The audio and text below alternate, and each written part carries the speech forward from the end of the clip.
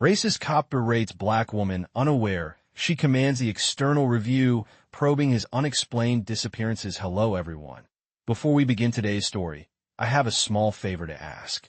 Please hit subscribe and turn on the notification bell so you never miss our channel's new videos. It's quick, free, and the best way to support us in bringing you more dramatic stories. Your support means the world to us. Where are you watching from? Drop your city or country in the comments below. Thank you very much.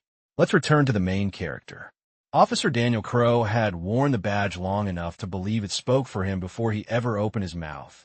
And on that overcast morning, inside a municipal building that smelled faintly of old paper and burnt coffee, he let that belief guide every word he chose. Crow stood square to the counter, shoulders stiff beneath his uniform, his tone sharp but measured, the kind of voice he had perfected over years of being listened to without being questioned. Across from him stood Alyssa Monroe, a black woman dressed in a neutral blazer and slacks, posture calm, hands folded loosely in front of her, eyes steady but unreadable. To Crow, she looked like another inconvenience, slowing his day, another person he could pressure into compliance with a few well-placed remarks. He spoke down to her, correcting her phrasing, questioning why she was there, suggesting she did not understand procedures she had not yet referenced, and each sentence carried the quiet assumption that he was entitled to her attention and her silence. People moved through the lobby behind them, footsteps echoing against tile floors, conversation stopping just long enough to notice the tension before continuing on, as if scenes like this were part of the building's daily rhythm. Alyssa did not interrupt him. She did not raise her voice. She listened, head slightly inclined, as though Crow's words were items on a checklist rather than personal insults. That composure irritated him more than any argument could have. He leaned in just enough to assert space without touching, reminding her of policies, of his experience, of how things worked here, unaware that every minute of this exchange was quietly confirming patterns already noted elsewhere. Crow had grown comfortable over the years, comfortable with missing files that no one seemed to chase down, with colleagues who transferred abruptly and were never mentioned again, with reports that stalled and quietly vanished into administrative limbo. Comfort had hardened into certainty, and certainty had made him careless. Alyssa's calm presence was not the calm of someone intimidated. It was the calm of someone observing, measuring tone, pacing, and choice of words. When Crow paused, expecting a response, she offered only a polite acknowledgement and a request to proceed with her scheduled business. That refusal to engage on his terms felt, to him, like disrespect. He straightened, voice tightening, reminding her again who he was, what authority he represented, and how quickly situations could become complicated for people who failed to cooperate. Still, Alyssa did not react. She simply waited, eyes forward, letting the silence stretch just long enough to make his own voice echo back at him. What Crow could not see, and what no one else in the lobby could have guessed, was that this encounter was not random and not insignificant. Alyssa Monroe had not come to argue, defend herself, or seek favor. She had come to observe a man who believed his history was buried, a man who assumed his position insulated him from scrutiny, and a man who had no idea that an external review was already tracing the quiet gaps left behind by his career. In that moment, as Crow finished speaking and waited for submission that never came, the balance of power had already shifted, not through confrontation, but through attention, and the story of his certainty was just beginning to unravel.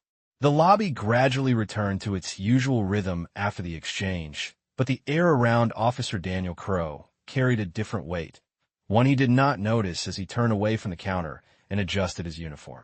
To him, the interaction was already filed away as another minor annoyance, another reminder that some people needed to be put back in their place before the day could move forward. He walked down the hallway with practiced confidence, boots striking the floor at an even pace, nodding at a passing clerk who offered a polite smile without curiosity. Crow had learned long ago that routine was power, that repetition dulled scrutiny, and that if you moved like you belonged, most questions never formed. Alyssa Monroe remained where she was for a moment after he left, eyes following him just long enough to register posture and pace before she turned back to her own work. She opened her folder calmly, reviewing notes that were already familiar, details that extended far beyond this building and far back into Crow's career. Names, dates, transfers, unexplained absences, reports closed without resolution. Each line forming a pattern that did not rely on speculation, but on accumulation. This was not about a single moment of disrespect, and it never had been. Outside the building, traffic moved steadily along the street, engines humming, horns sounding occasionally as drivers navigated lunchtime congestion, unaware that inside, a quiet assessment continued.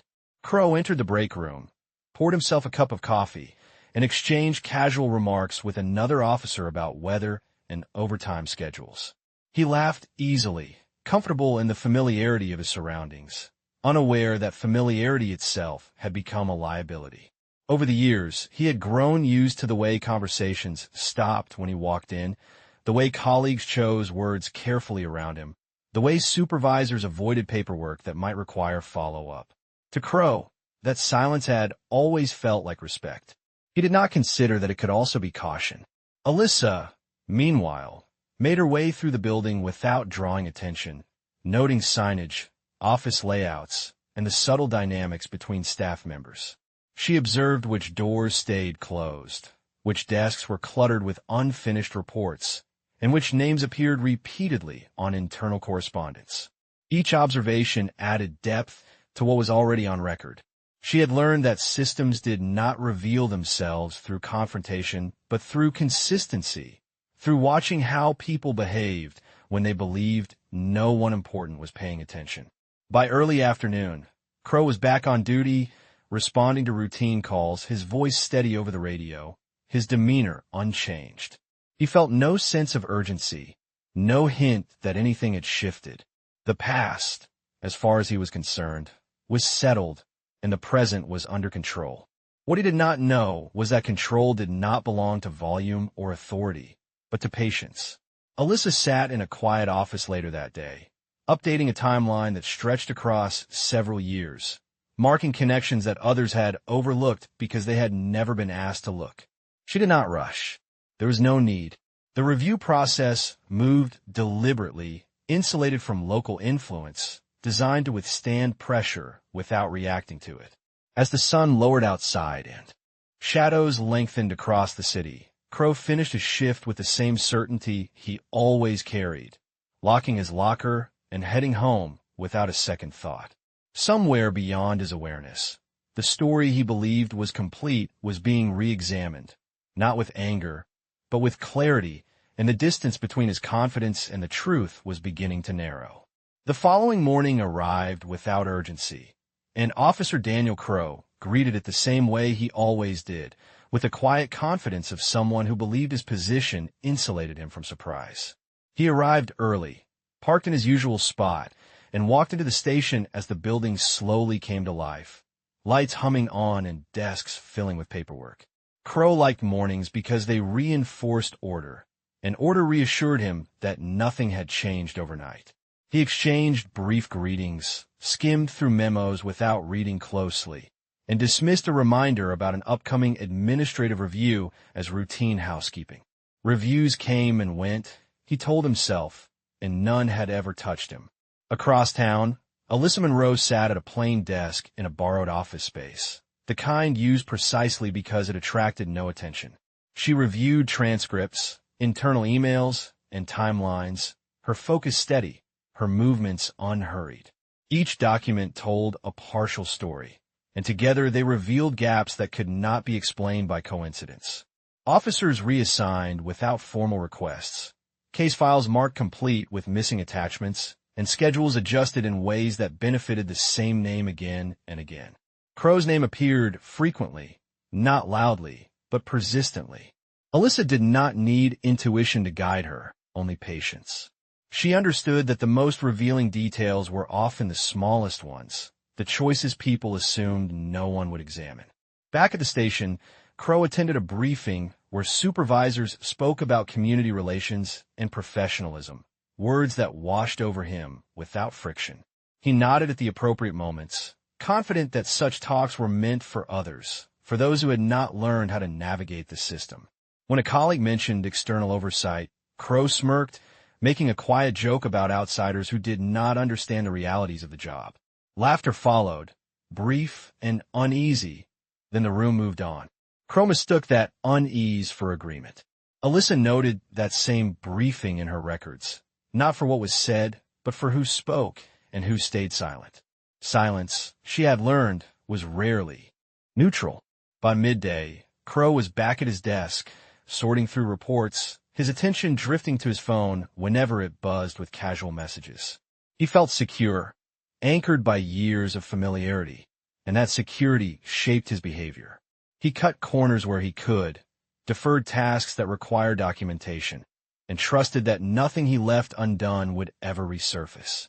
Alyssa, meanwhile, began drafting preliminary observations, careful not to draw conclusions before the record supported them.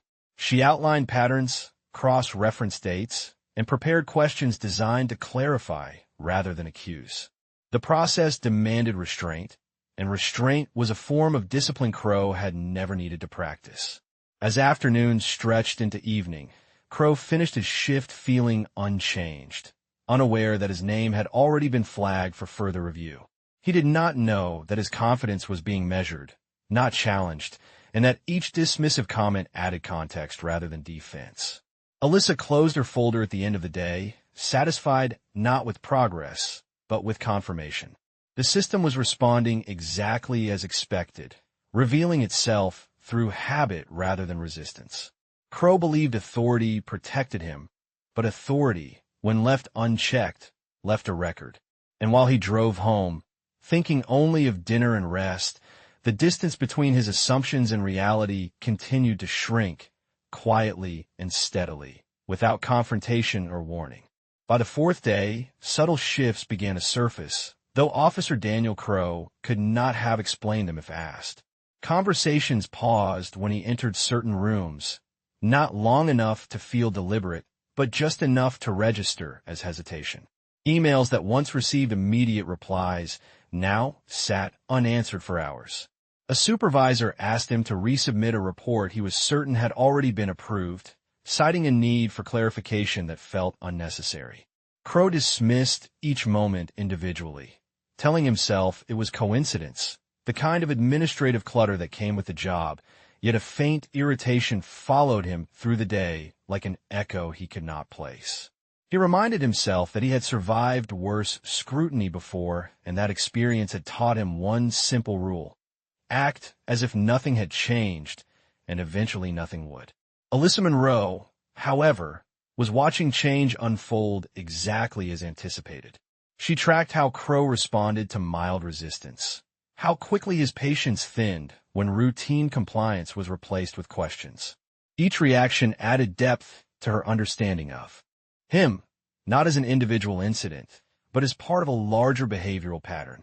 In her notes, she marked moments where he deflected responsibility, redirected blame, or relied on status rather than substance.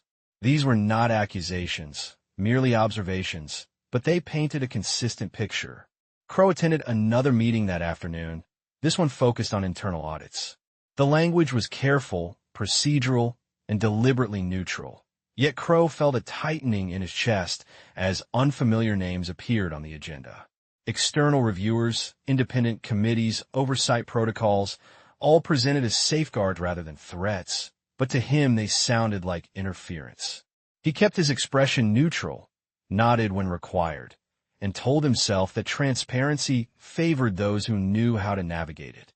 What he did not realize was that transparency did not require participation of function. Alyssa spent that same afternoon reviewing archived schedules, cross-checking timestamps against approved leave requests. The discrepancies were subtle, often dismissed as clerical errors. Yet when placed side by side, they formed a rhythm that could not be ignored. Crow's unexplained absences aligned too neatly with unresolved matters, with follow-ups that never happened and inquiries that quietly dissolved. Alyssa did not speculate on intent. She did not need to. The process demanded clarity, not drama. As Crow left the building that evening, he noticed a posted notice near the entrance outlining updated compliance procedures. He read it twice, irritation rising, then dismissed it as bureaucratic excess. Still, the words lingered longer than he liked.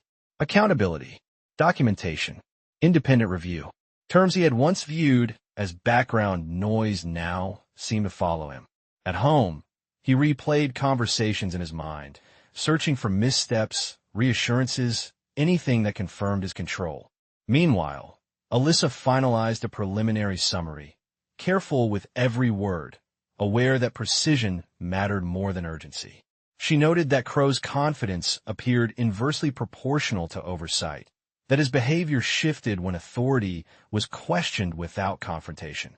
These were not judgments, merely facts recorded as part of a process larger than either of them.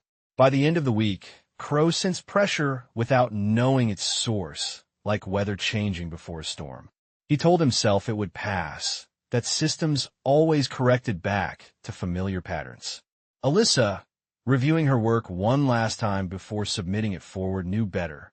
Systems did correct, but not always in favor of those who assumed they controlled them. And as Crow prepared for another ordinary day, unaware of how closely he was being observed, the structure he trusted to protect him continued to turn, quietly and methodically, toward truth. By the start of the following week, the pressure Officer Daniel Crow felt had taken on a shape he could no longer ignore, though he still refused to name it. A formal request landed in his inbox asking for clarification on past schedules, travel logs, and case transitions, framed politely as routine verification. Crow read it twice, irritation tightening his jaw, then leaned back in his chair, reminding himself that paperwork was just noise.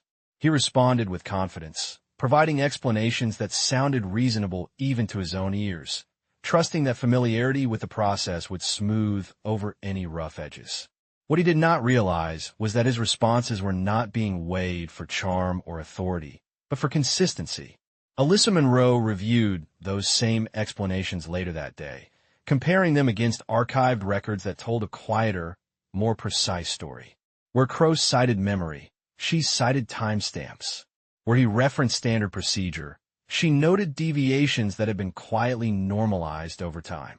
Each answer he provided filled a gap, not by resolving it, but by highlighting where certainty replaced documentation. Alyssa marked those moments carefully, understanding that patterns often revealed themselves when someone tried too hard to appear unremarkable. Crow noticed a shift in tone around him as the week progressed. Supervisors who once brushed past now lingered with questions. Requests that had previously been approved without comment returned with annotations asking for supporting details. None of it was confrontational, and that unsettled him more than open criticism would have. He told himself that he was being singled out unfairly, that the system was overcorrecting, yet he could not escape the sense that something was moving beyond his reach. Alyssa continued her work methodically, expanding the scope of the review without widening its visibility. She traced how certain files stalled after passing through Crow's hands, how follow-up actions were reassigned without record, and how unresolved matters aligned with periods when he was inexplicably unavailable. These were not accusations, only correlations, but they were strong enough to demand explanation. She prepared questions designed to test reliability rather than provoke defensiveness, knowing that the truth often surfaced when people attempted to simplify complex histories. Crow attended a briefing late that week where an administrator mentioned the importance of transparency during independent reviews. The words were neutral, the delivery calm, yet Crow felt exposed, as if the room itself had narrowed. He glanced around, searching for signs of support, but found only neutral expressions. In that moment, he realized that the silence he had once interpreted as loyalty now offered no protection. Alyssa finalized another report that evening, noting how Crow's confidence diminished as requests became more specific. His explanations grew longer, his certainty more rehearsed, and those shifts mattered. She understood that accountability did not arrive all at once. It arrived incrementally through documentation, through alignment, through patience. By the end of the week, Crow sat alone at his desk longer than usual, reviewing his own records, searching for reassurance he could not find.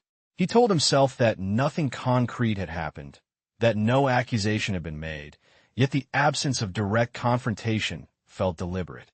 Alyssa submitted her findings to the next level of review, aware that the process would now move beyond observation into evaluation. As Crow shut down his computer and prepared to leave, he felt the first real flicker of uncertainty. Not fear, but doubt, and he did not know that doubt was the beginning of clarity, not for him, but for the system that had finally decided to look closely. The following days brought a noticeable change in how the system moved around Officer Daniel Crow, though no one ever stated it directly.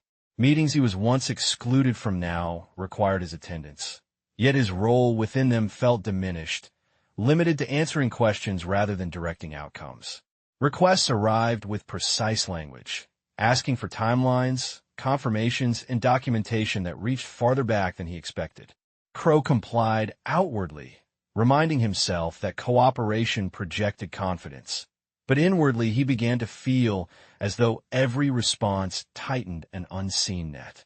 He reviewed old calendars late into the evening, trying to reconstruct explanations that aligned with records he could no longer fully remember. The certainty he once relied on had eroded into careful calculation. Alyssa Monroe observed this shift from a distance, her position now firmly established within the review process. She did not attend local meetings or issue directives.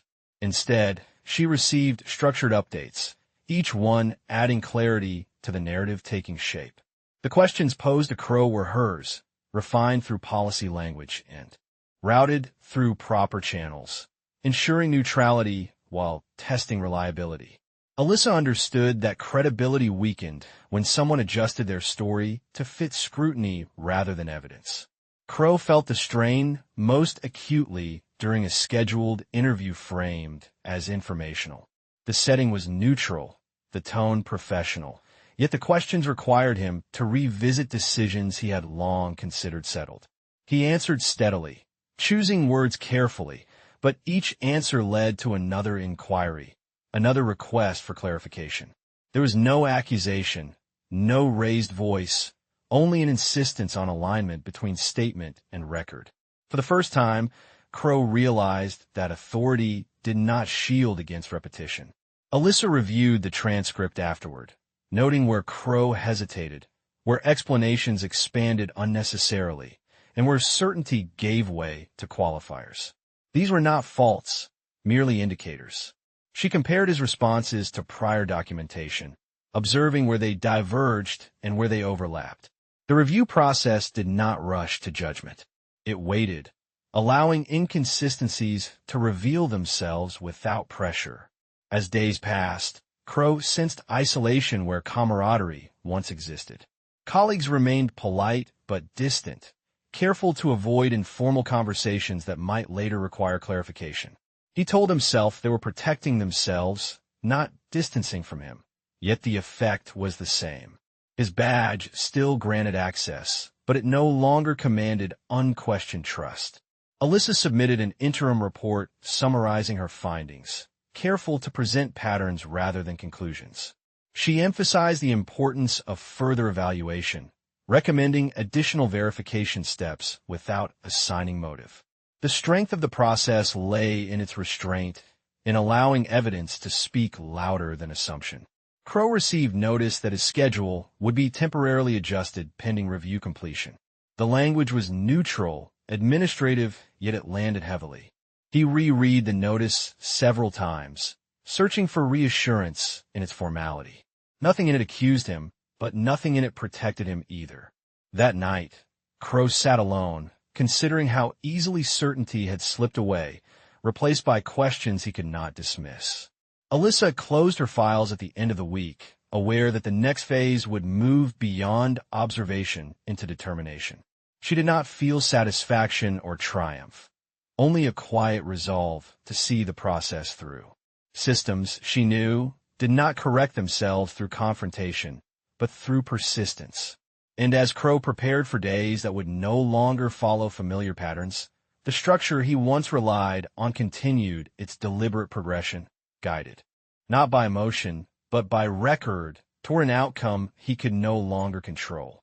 The moment the review shifted from internal movement to formal acknowledgement, Officer Daniel Crow felt it in ways no memo could soften. A notice arrived requesting his presence at a consolidated review session, carefully worded, absent of accusation, yet unmistakably deliberate. He read it slowly, noting the list of attendees, recognizing none as allies. The realization settled in that this process was no longer abstract.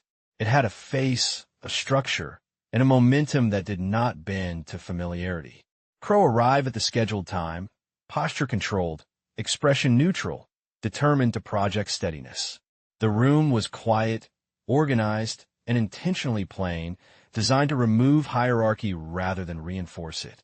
Alyssa Monroe entered shortly after, carrying no visible authority markers beyond a slim folder, yet the shift in attention was immediate. Crow recognized her at once, the woman from a municipal building, and for the first time, the memory did not feel insignificant. Alyssa took her seat without ceremony, acknowledging the room with a nod, her presence calm, measured, and precise. She spoke only when necessary, framing the session around process, scope, and purpose, emphasizing that the review focused on records rather than reputation. Crow listened, tension building beneath his composure as connections formed too late to undo. When Alyssa clarified her role, stating plainly that she directed the external review committee overseeing the evaluation, the words landed with quiet finality. There was no reveal for effect, no pause for reaction, just a statement of fact that reframed every prior interaction. Crow understood then that his earlier assumptions had not merely been incorrect, but costly. Questions followed, structured and methodical, referencing dates, documents, and discrepancies that Crow could not dismiss as misunderstandings. He answered carefully, aware that every response carried weight beyond the room. Alyssa guided the discussion without pressure, allowing the record to speak through alignment rather than accusation. Crow noticed how his confidence no longer filled space. It contracted, shaped by the realization that authority without verification offered no defense. As the session concluded, no conclusions were announced, no decisions declared. The process moved forward exactly as designed, leaving Crow with clarity he had long avoided. Alyssa gathered her materials, her expression unchanged, and exited without comment, her role fulfilled not by confrontation, but by completion of duty. In the days that followed, Crow's access remained limited, his schedule altered, his responsibilities narrowed. The system did not punish loudly. It adjusted, corrected, and documented. Crow felt the weight of scrutiny not as hostility, but as inevitability. He replayed past interactions, recognizing how often he had relied on position rather than accountability. Alyssa, reviewing the final submissions, ensured that every finding rested on evidence alone, aware that the integrity of the process mattered more than any individual outcome. When recommendations were forwarded, they carried no emotion, only precision. Crow received notice of next steps, framed in policy language, neutral and firm. He read it quietly, understanding at last that the power he once wielded had never been his alone. It had belonged to a system that now demanded alignment. And as Alyssa closed the file, preparing to move on to the next case, the balance that had once favored assumption over truth settled into something steadier, something earned, leaving Crow to face a reality shaped not by volume, but by record. In the weeks that followed the review session, the outcome unfolded not through dramatic announcements, but through incremental decisions that quietly reshaped Officer Daniel Crow's reality. Official correspondence arrived with measured language, outlining adjustments to his status and responsibilities pending final determination. Each document was precise, neutral, and carefully structured, leaving no room for interpretation or argument. Crow read every line slowly, aware that the absence of emotion made the message more definitive. The authority he once exercised through presence alone now existed only within the boundaries of policy, and those boundaries had narrowed considerably. His days grew quieter as access points closed and assignments were reassigned without discussion. There were no confrontations, no scenes to protest, only a steady withdrawal of trust documented in administrative terms. Alyssa Monroe remained largely out of sight during this phase, her role transitioning from active assessment to oversight. She reviewed follow-up materials as they came in, confirming the procedures were executed consistently and without deviation. Her focus was not on Crow as an individual, but on whether the system responded appropriately to its own findings. She ensured that each recommendation was implemented according to protocol, understanding that accountability lost meaning if it depended on personality rather than process. Crow noticed how quickly familiarity faded. Colleagues who once sought his opinion now deferred to updated guidance, careful to align with new expectations. Conversations remained courteous but brief, stripped of the casual ease he had taken for granted. He felt the shift most acutely during routine moments, when his presence no longer shaped outcomes. The realization was gradual but unmistakable. The system he believed he understood had moved beyond him. Alyssa finalized the comprehensive report, detailing conclusions supported entirely by documented evidence. The language was deliberate, free of judgment, focused solely on alignment between conduct and policy. When the report was submitted, it passed through channels designed to ensure independence, reviewed by individuals who had no connection to Crow's history or reputation. That separation mattered. It ensured that the outcome reflected standards rather than sentiment. Crow received formal notice outlining the conclusions and next steps. The document did not accuse or condemn. It stated findings, referenced records, and cited applicable guidelines. He read it in silence, recognizing that there was no appeal to familiarity or explanation that could alter what had been established. The clarity was unsettling, yet undeniable. Alyssa archived the case file, her responsibility complete. She did not linger on the outcome or revisit earlier moments. Her work required forward motion, not reflection. The integrity of the process depended on consistency, on applying the same scrutiny regardless of identity or position. Crow, adjusting to a role defined by limitations rather than latitude, began to understand what had changed. Power, he realized, was not taken from him in a single act. It was recalibrated through verification. The system had not acted against him, but in alignment with itself. As routines settled into a new pattern, Crow faced a quieter reckoning, one shaped by documentation rather than confrontation. Alyssa moved on to her next assignment, carrying no sense of victory, only the assurance that the review had served its purpose. The structure she upheld did not seek retribution or recognition. It sought balance, and in that balance, assumptions yielded to record, authority yielded to accountability, and the outcome stood not as a spectacle, but as a correction made visible only to those who understood how systems truly worked. The final adjustment arrived quietly, without ceremony, and Officer Daniel Crow learned of it the same way he had learned of every other change in recent weeks, through a formal notice written in language that left no room for interpretation. The document confirmed the conclusion of the review, summarized the determinations reached through documented record, and outlined the long-term implications for his role moving forward. There was no condemnation, no emotional language, only a clear alignment between policy and outcome. Crow read the notice more than once, absorbing not just what it said, but what it did not. There was no mention of intent, no speculation about character, only a measured accounting of actions and omissions. The absence of judgment felt heavier than accusation ever could. In the days that followed, Crow adjusted to a routine defined by limits he had once believed would never apply to him. The building felt different now, not hostile, but indifferent. Processes continued without his input, decisions were made without his presence, and the rhythm of the place no longer responded to his expectations. He began to understand that authority had never belonged to the badge alone, but to the trust that supported it, and trust, once recalibrated, did not return through insistence.